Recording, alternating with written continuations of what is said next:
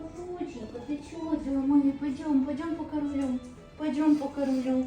Я вообще залипла. Сейчас маску, наверное, сниму, и это хочешь сам покорми?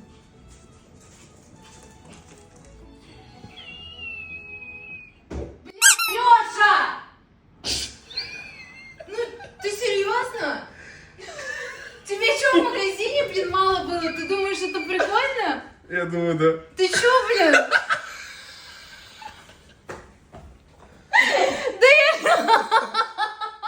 У вас ус Нет, отклеился. подожди. Один вопрос.